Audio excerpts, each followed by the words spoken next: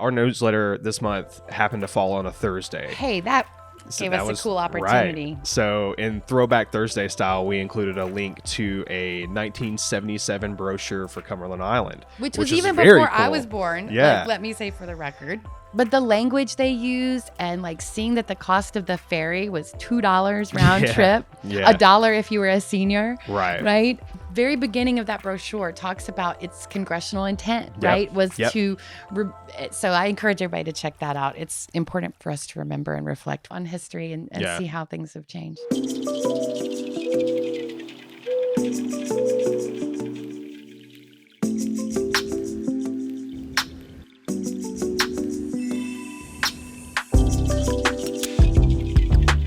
Hey everybody, welcome back. I'm Jessica, Executive Director of Wild Cumberland. And I'm Devin, a Wild Cumberland volunteer. Thanks for being here.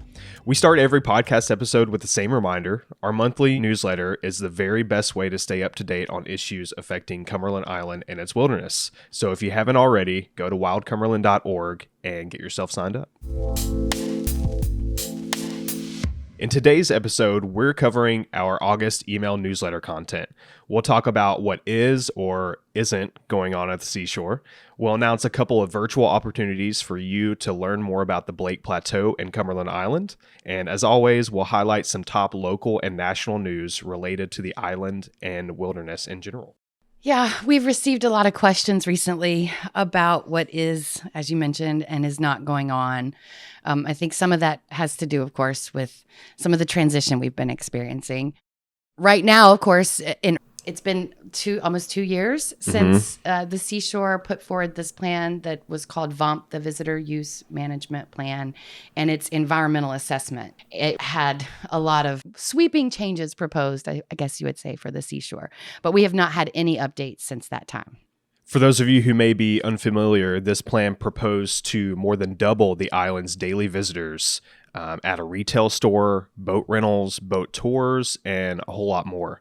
So we strongly encourage those who are unfamiliar with what this plan proposed to read it for themselves, and you can find that on the NPS website. Yeah, the proposed plan and its environmental assessment generated well over 2,000 public comments. It required an extension of the public comment period and brought some pretty serious concerns from other conservation and environmental groups besides ourselves. Of course, some of those comments and ours are on the website, and we encourage people, if they're not familiar with the plan, as you said, to read it for themselves, but they can also find those comments. So, yeah, this was a hot topic for sure. Does the agency have any obligation to respond to the public comments? Well, there's no requirement for them to respond about an EA, so an environmental assessment, as opposed to an environmental impact statement, which is like a more comprehensive environmental analysis. Okay.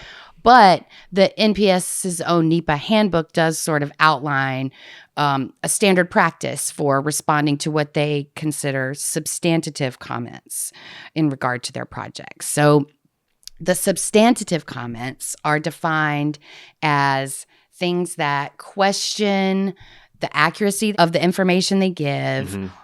They question maybe the environmental analysis itself, and they often present reasonable alternatives, maybe things the agency hadn't considered in its scoping. Sure. But comments that just sort of say they support or oppose a proposal or plan are not necessarily considered substantive. So it's like they have to give feedback almost. So it's not like they just write you a letter back. Yeah. To your substantive comments. They can do a couple things. So they can make a correction to the EA or the EIS, what they deem a correction to be. They can change it and modify the plan. They can, in fact, employ new alternatives that the public hasn't even sort of considered yet. And they can also just cite sources that validate their position and sort of move forward. So they can kind of do whatever they want. For lack of better terms. I guess that's kind of a way to say it. I mean, they can issue a revised plan and go through a public comment period again, but they do not have to do that. So I think the final EA, whenever that is issued, is supposed to include an appendix that sort of summarizes or contains most of the responses that the agency made to the public. So So nothing official Right. on VUMP. That's the short way of saying it. Yes. And everybody wants to know. I mean, it really is probably the most common question I've been getting for the last 3 to 6 months is what's going on with VUMP. Are they really going to make these sweeping changes? But yeah, so they could either choose to ignore or address the public comments they received in sort of any of those ways. And we're just waiting. Yeah, and we have a new manager. That's maybe part of the reason we're just waiting, Sure. To be fair. But I think, it has been a while. And I think given the level of involvement and engagement that the public had to do in a very short period of time, like sort of by surprise, that I think that it would be a responsible thing to do to communicate back out to the public and let us know where that is. Absolutely. Yeah, and I think everyone is eager for the new superintendent, Melissa Trenchick, to share her own management priorities for that and provide updates on the projects that were initiated prior to her tenure. After all, there are other projects that weren't included in the visitor use management plan at all. That's right. The Grange renovation, the Sea Camp Ranger Station renovation, all of these things were sort of separate from and not included in the visitor use management plan and are also outstanding. So, but of course, our organization will continue to say that, we're 42 years overdue on a wilderness management plan. That was a large part of our newsletter content this month. Yes. We've actually added some new website content. I don't even know if you've seen it yet, about the wilderness management plan and why it's required, and why it's important. So we hope folks will go check that out. There are some ways to help get people more involved in the work we're doing to help make sure that happens. Yeah, and we also think it's really important that you, as viewers and listeners, let the agency and your elected officials know how much you value wilderness and that you support the prioritization of a wilderness management plan for Cumberland Island. Yeah, I think that's the simplest step anybody can take is sending their congressional or elected officials a note, the park management a note, and let them know that that is something they really value about this particular park unit. I think that's always a good idea. And now it's time to hear questions for the host. So recently I went on an airboat tour in Apalachicola and they had wild boars and the tour guide himself had been gored in the leg by a wild boar. Now, you folks mentioned there are wild hogs. Is that the same thing, boar and a hog? Are these dangerous hogs on Cumberland Island? Is it safe? Is a wild hog and a boar the same thing? All right. Thanks for sending us your question. That was really good. Absolutely. We love hearing from everyone. There's a few questions to kind of break down in there, right? Okay, let's start with whether feral hogs are the same thing as boars. Right. So feral hogs, which are not native to the United States and are sort of descendants of, again, free-ranging livestock way, way back, I think are the same. I mean, boars are the same thing. Boars are just the male, specifically the male of a wild hog. Right. From how I understand it, boars, hogs, pigs, I mean, they're basically feral swine. Right. They're all the same, right? Except boars are specifically referring to usually the unaltered male. Right. The wild They can version have the of that. tusks. Right. So they can be potentially, like all wildlife. Right. There's always a danger. But correct. Yes, I think if you're on Cumberland Island, the likelihood of being injured by feral swine is very low. I don't typically find the hogs to be that aggressive. They have sometimes been in a large enough concentration, or perhaps during like a mating season, where I didn't feel comfortable going too close. Sure. But I'd be curious if there have been any injuries reported on the seashore from the feral hogs. That's a good question I don't know the answer to. Yeah, and just from doing kind of a quick Google search about hog injuries on Cumberland, nothing, pops up at the top. So Well, you wouldn't see that. Right, exactly. So. But, usually with, usually you can find something. But I mean, I've been there camping when you can hear them audibly near your campsite, some, serious behavior. Sure. So to answer this person's question, I have never had a bad experience with a hog, a boar, or anything on the island. Have you? You've been going a lot longer than I have. No, I have not. Okay. So that sort of answers your question. Yeah. We think for the most part you're safe. Obviously, you want to treat wildlife like all other wildlife. And I kind feel of, like we should disclaim this. We are not National Park Service rangers. We are not Right. scientists. We're just two people who visit Please the island. consult recreation.gov and nps.gov for all specific questions.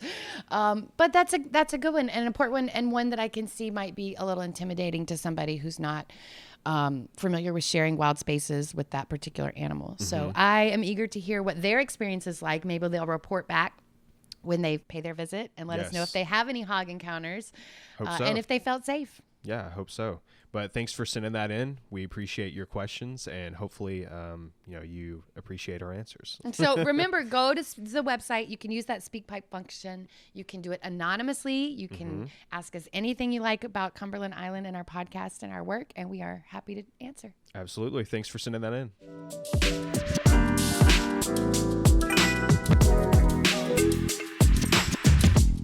We've also received several inquiries related to the status of e-bike policies on public lands managed by the NPS, and more specifically, of course, on Cumberland Island. Yeah, and I wish I could offer a little more there. Maybe the new superintendent will be able to shed some light on that for us, specific to the site when we talk. But it was a year ago, there was a public comment opportunity by the Park Service at a national level for people to comment on their e-bike policies.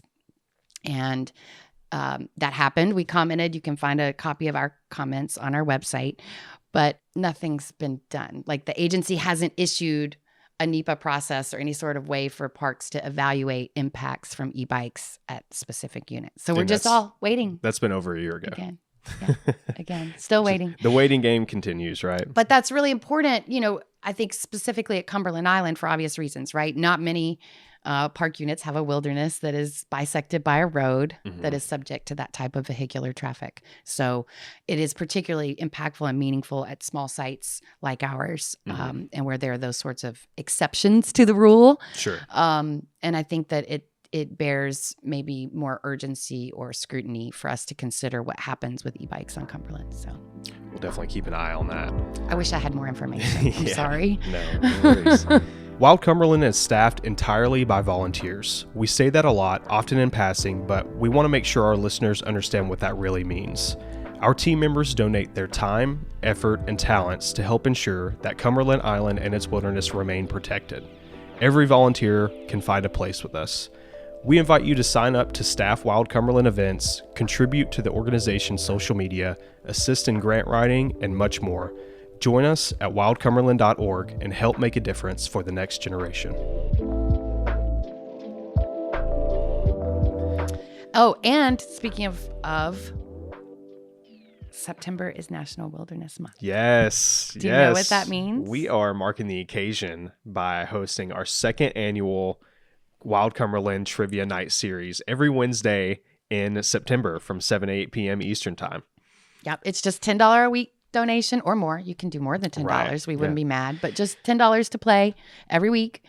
And you can win we have something like over $500 in prizes. Oh, yeah. You can expect gift cards from various retailers, merchandise from Wild Cumberland and other local partners, and an island walking tour for 2, and much more. We're always adding to it to try to give people more incentive to play and donate. So, I think it's important for people to remember you don't have to be like a Cumberland Island history buff to play or win. There is all sorts of questions, mostly nature related. Obviously there are Cumberland Island questions, but we and go wilderness over and leave no trace, and even some pop national culture, park, pop culture, pretty much anything. So and everyone photo has ID. a chance Like you to can win. like true false. I mean, we've really made this as accessible to everybody as we can because it's just a lot of fun. Yeah, last year we laughed a lot. We all learned something new, I think. And you don't have to be an expert on Cumberland Island. So share with your friends. Maybe you could get a little team going and like some friendly competition. You're listening to this year's hosts too. So it's Jess and I, Getting just a like preview. last year, getting a little preview, right? So if you like the podcast, you like hearing our voice, and you like trivia, join with us. It'll be fun.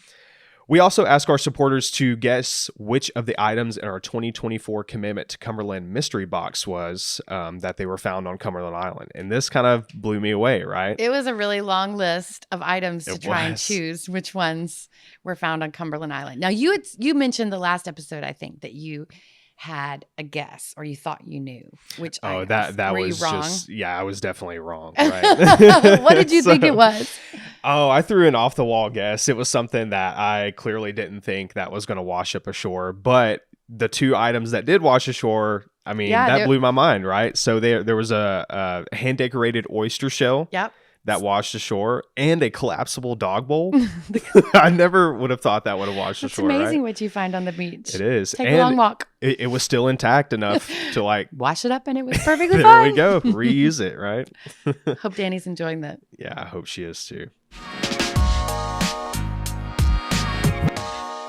So in local and Cumberland Island news, there was a lot of this. There was a lot. Travel and Leisure readers, the website Travel and Leisure. It's a publication, I believe, not just a website, just also, to defend the print readers in the group. They recently named Cumberland Island as one of the 15 best islands in the continental U.S., which is both unsurprising and well-deserved, right? Completely unsurprising. I'm just, the more people know about it, the quicker it changes. So. Oh, yeah. Plaintiffs in the Spaceport Camden legal challenge, specifically this included Little Cumberland Island Homes Association, the Coretta Foundation, 100 Miles, and National Parks Conservation Association. They have been able to arrange what is called a stay in the litigation. The case is stayed pending any further actions that could result in a third party actually using the license to operate a spaceport. Jess, can you tell us what exactly that means? I mean, I think most simply it means that like a new user or buyer would have to initiate a whole new environmental impact statement if for their proposed use, if they decided to use that site and that permit. But the lawsuit could also be revived to revoke it. So it's very good. Okay. So for simplicity, it is good. Progress. It is very good. Okay. That's great to hear. Yeah. Also, we pointed out, this was kind of cool. The Park Service identified some sites that are participating in something called STAMP, another acronym to add to our website. Right. Okay. STAMP. I've got to go update some things. This is called Shipwreck Tagging Archaeological Management Program.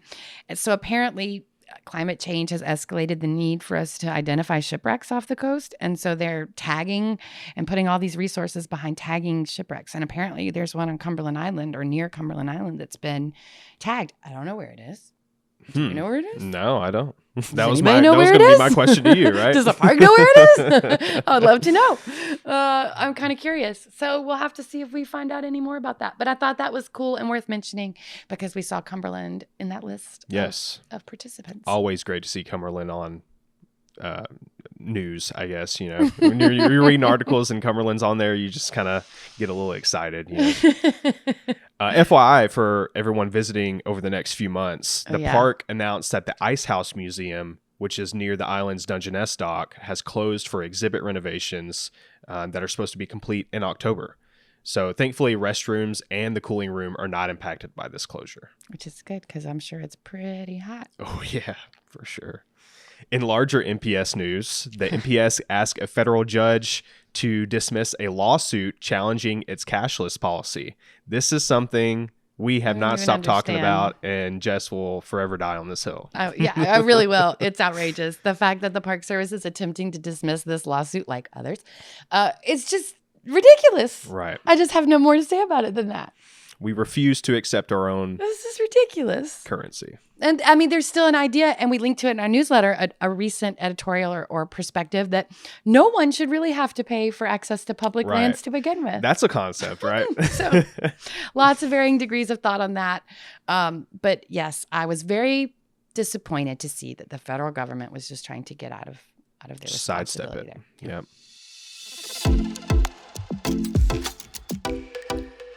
Then we featured some interesting news articles that may not have been about Cumberland Island specifically, but are perhaps contextually important, especially if you've been listening to the podcast over the last couple months. Padre Island National Seashore in Texas is proposing to remove its invasive hogs. And at Channel Islands National Park in California, right off the coast of Santa Barbara, an endangered species of fox was able to recover after 5,000 feral hogs were eliminated. And that's apparently the fastest a mammal has ever delisted from the Endangered Species Act protections. Good news for that fox. Absolutely. And kind of relevant to our recent podcast conversation with Dr. Chris Mowry from the Atlanta Coyote Project, at Isle Royale National Park in Michigan, wolves were able to obtain food and garbage, leading to some changes in their food storage guidelines. Sound familiar? Yeah, sounds pretty close to home there, right? Also want to call attention to two podcasts for our podcast listeners done by the National Parks Traveler recently. One was investigating recreation.gov. We've talked a lot about that system and its issues and that so many things. So that was a really great interview. And then another one on coastal climate change impacts. All of those are relevant to, I think, the work that we're doing. And as always, they are linked in the newsletter, so check those out. If you're a subscriber, you know that our volunteers also included lots of links to articles that you will find relevant and interesting. These are really good. Yeah, there were a lot in this one. You got to go back and do some reading, is what you're telling me. Sure. Those included horseshoe crabs that have been hiding out in the marsh and actually like reproducing in the marsh. Yeah, because for a long time, scientists thought that they were only laying their eggs on the beach. Right. But that's not true. Not the case anymore. A new project aims to direct financial support for tribes with historical associations to specific public land units. Yeah, this is pretty cool. Actually, all national parks, of course, sit on native lands. Right. But this initiative allows people to donate on a project website, and the funds are then distributed to participating tribes that are attached to those park units. Very cool. Yeah. So I'm glad that this new project is bringing that to light. Interesting to see those initiatives happening in other parts of the country. Absolutely. Researchers have recorded the first ever images and data of a shark actually being struck by a boat. And this came hours after tagging an endangered species of that shark off the coast of Ireland in April. This was really sad. Yeah. But I think an important read for everybody. This is a hazard for all of our marine life, right? Increasingly so, including the North Atlantic right whale, including manatees, sea turtles. But I think what was so startling was that this is the first time they've ever captured the actual point of impact from a ship strike. Right after they tagged it, right? A marine mammal. And so seeing that impact and seeing the damage and how it affected the shark's behavior and its feeding habits were really significant. So hopefully we can use that opportunity to help people understand why slowing their ship speeds and thinking about that a little differently is important. And everywhere, right? Not just off the coast of Cumberland with the right whales or anything, just everywhere. Sure. Mass stranding involving 146 dolphins at Cape Cod. It was declared the largest in U.S. history. Yeah, it's not an uncommon sight for these strandings to happen, but this is the largest one I think that they have on record, recent record. And I think the good news, though, is like 70% of the dolphins made it, thanks to the team that worked to rescue all of those animals. That's good. Thank you to that team. Also going down the same path of climate change and just, things that are going on around the world. Record heat risk bleaching 73% of the world's coral reefs. So beginning in February of 2023, this is the fourth global mass bleaching event and the second in 10 years and the most widespread on record. And maybe give some context to the importance of our discussion about the Blake Plateau. Yes, that could relate to that for sure. And then did you see air pollution is making it hard for insects to find the plants they need to pollinate? Naturally, right? Right. Yeah. Research suggests that pollution can disrupt insect attraction to plants. So it's not only affecting us, it's affecting everything, right? And then the funniest one, though, did you read the last? Go ahead. Well, it's not, I don't know if it's funny. It's ironic. So the Park Service in a certain park, it's in the Sequoia National Park. There's a place called Mineral King. I've never been there. I hear it's fantastic. But maybe one day. Apparently from spring to midsummer, marmots are invading visitor vehicles. So the Park Service actually wants people to drive their car onto a tarp and wrap their car to keep the animals out. It's just, Wrap your car in a I mean, there are tarp. pictures of this online. Have you seen it? No, You've I got to go haven't look. seen There's a pictures. whole lot of resources devoted to this. But apparently, once they get in there, they chew like squirrels or other varmints here in Atlanta. Trust me. They chew the wiring and the plastic and hoses and even consume the antifreeze. So they have people driving on a tarp and covering their car in a tarp. Maybe I should wrap my house in tarp from all the Would that squirrels work getting here in the in attic and everything, right? Like they can't chew through the tarp. I have so many questions. Sure. Yeah. Well, we'll keep everyone updated on that. But that was interesting. I thought that our team came up with some really Sure. Interesting observations. There was Park Service news. A lot of local and national news kind of related to Cumberland Island, and just like we mentioned earlier, contextualized over the past few months that people should be paying attention to. That's why we included it in the newsletter, right?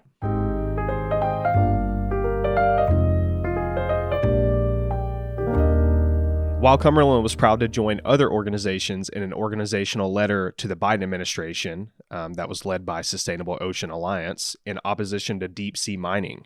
We also joined more than 50 groups in a letter requesting protection for the Blake Plateau. That thing ballooned really quickly. Yeah, it did. And I'm really excited. We're actually going to host a virtual education opportunity for folks. So if you didn't see this in the newsletter, make sure you go back, check it out. You can find a link to the Facebook event. You can register for the Zoom.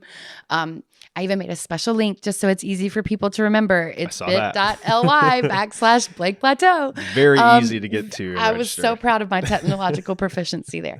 But we're going to have a special guest. Yes. And we're going to talk a little bit about the Blake Plateau. And so, because we get questions, what is it? Why is it important? How close is it to Cumberland Island? What does it mean? And we're going to try to answer some of those. All viable questions too. And when is this? Oh, thank you. It's August 21st. It's a Wednesday night. We're going to do it at 7:00. So hopefully it doesn't compete with everybody's busy schedules at back to school time. We will try to record it and make it available for people who can't attend, but make sure you register in order to get the recording and make sure that you're in there. Sure. Bring your dinner. Yeah, right. absolutely. 7:00. Some people are still eating their dinner. Like, you don't have to turn your video on, but join us because, Oh, do you know who our guest is? Who's our guest, Jess? Beth Rems. I hope I said that right. I'm sorry, Beth. From GIPL, which is the short for Georgia Interfaith Power and Light. She's going to do a special presentation. Awesome. I can't wait to hear more from her about the Blake Plateau and just honestly learn in general what it is and how it affects Cumberland Island. Because I think that's very huge. Close by. Yes. Yeah. And as we've mentioned in a few other episodes, I mean, we're all we've connected. talked a lot. Right? We the are integrity all of the connected. wilderness depends on the integrity of that marine ecosystem. Right. So we don't do this often, but our newsletter this month happened to fall on a Thursday. Hey, that gave us a cool opportunity. Right. So in Throwback Thursday style, we included a link to a 1977 brochure for Cumberland Island. Which was is even very before I cool. was born, Yeah. like, let me say for the record. But the language they used and like seeing that the cost of the ferry was $2 round trip, Yeah. $1 if you were a senior. Right. Right. I wish that was still the case. I mean, there was some really interesting stuff there. I think it's important for us to reflect back on history and see how things have changed. I'd also like to point out that they have a little blurb in there, like a little section where they mention one word that can be used to describe Cumberland Island. Can you guess what that was? There were a lot of really good words in there. They used tranquility. Oh, you like that which one? I thought was pretty ironic considering what was proposed in the bump. Threatening to disrupt all Right. of that. Well, it does talk about the very beginning of that brochure talks about its congressional intent, right? Was to, so I encourage everybody to check that out. It's important for us to remember and reflect where we've where we began this journey, right? Yeah, for absolutely. the Seashore. Yep. So we know how valuable your time is. So we appreciate you choosing to spend some of it with us. Stay wild.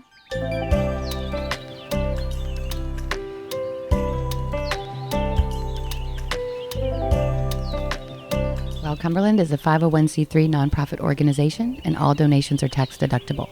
Learn more and take action at wildcumberland.org. The Wild Cumberland Podcast is produced by Vertical River, and this episode was edited by Greg Cuson.